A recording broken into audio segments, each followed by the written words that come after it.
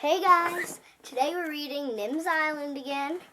It's chapter 14. I'm really excited, so let's get started.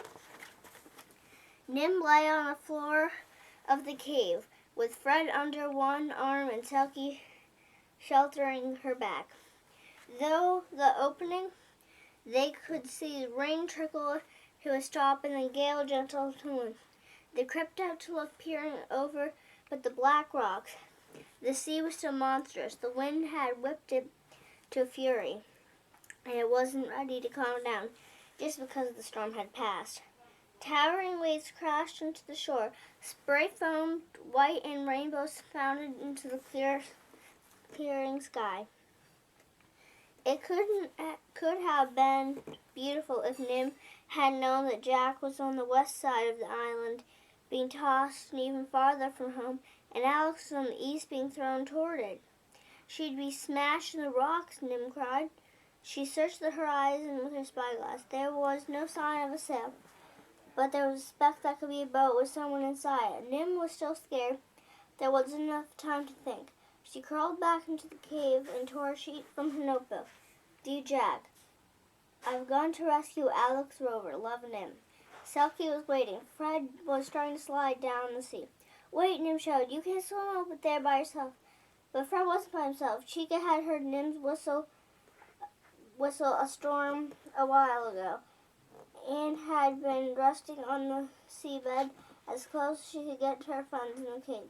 Fred scrambled onto her back and hooked his claws to the edge of her shell, staring out over her head. Nim hugged hard around Selkie's neck, and they slid into the water. It was hard swimming even for a brave and determined lion of the sea. The waves slammed against them so hard and so high that sometimes they threw Selkie backward and underwater, which is where sea lions like to swim, but not when they're carrying girls on their backs. Nim's hair whipped like long wet ropes as she gulped salt water every breath. She clung as tight as she ever could. The seventh wave came, a swamping, dumping, stronger than Selkie, forcing her down deep below the water, stronger than Nim, ripping arms away from Selkie's neck, pushing her deeper still. There was nothing but swirling blue, and she didn't know which way was up to the air and which way was down to the bottom. She was whirling, struggling, sinking, but Selkie somersaulted backward and pushed her up through the water till she was sputtering, coughing, breathing again. When the waves weren't so wild, they could ride up and down them, slide down them, without going deep under the water. And when they were in the valleys, they couldn't see anything but blue. Then when they saw Chica, when they were on top, they could see everything around. They saw Chica and Fred, but never Alex. They went on looking on and on. Now Selkie was too tired to leap across the waves and pretend it was fun. When Nim tried to be helpful and swim, Selkie honked across. No, Nim stayed on. She didn't know if she could have swum those waves anyways.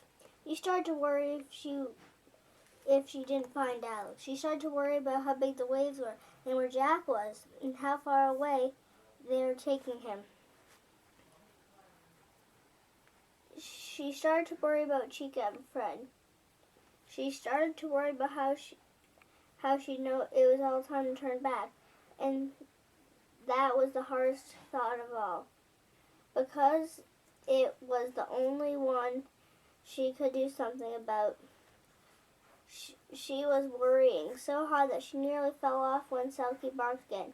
Then Selkie didn't seem tired, and Nim didn't feel worried. She blew her whistle as hard as she could, and they changed across the waves to Alex's small sinking boat. The water was up to Alex's waist, and then her chest, and then up to her neck. She was sputtering and ducking, and still struggling with the knots underwater. She tried to think what a hero would do now, but all she could think was the hero would known how to untie the knot. And that was no help to her at all. She took a deep breath and wondered if it was the last air she'd taste. A whistle shrilled, and there was the strangest, most wonderful thing she'd ever seen. A wild-haired girl blowing a shell and riding a sea lion across the waves. "Nyeh!" Alex shouted, and her mouth was underwater too. Nim remembered the scene in Mountain Madness where the hero was snagged by the rope around his waist as he climbed down a cliff. She grabbed her knife from its pouch and Selkie ducked under the water. Nim cut the rope. Alex bobbed straight up to the surface. "Nim Russo, I presume?" The boat gurgled redly and sank. They looked at each other, started to giggle, choking with laughter and seawater. And Selkie had to bark twice to remind them they're treading water with one arm and holding onto a sea lion with the other. So in the middle of stormy ocean, it's not time to giggle, but when Alex heard Selkie bark, she said, "So you're not a Saint Bernard, but you're a savior." And they laughed a bit more. And then she turned back toward the island. It should have been easier now that they were going the same way as the waves, except the waves were smashing into black rocks, and they didn't want to do that, so they decided to curve around the reef and come on the gentle slopes of Shell Beach. And Selkie couldn't carry them both. "We could take turns swimming and riding," said Nim. But even going with the waves, Nim couldn't swim as fast as Selkie, so Selkie kept having to turn around, and Alex was very good at riding, so she fell off every time Selkie turned around. "I wish I'd gone to swimming lessons instead of writing stories about fish," Alex muttered, and Nim started worrying again. She was tired too, and so the next time Selkie circled back, and if Alex fell off, they both hung on to Selkie with one arm and swam with the other. But the island didn't seem to be getting much closer.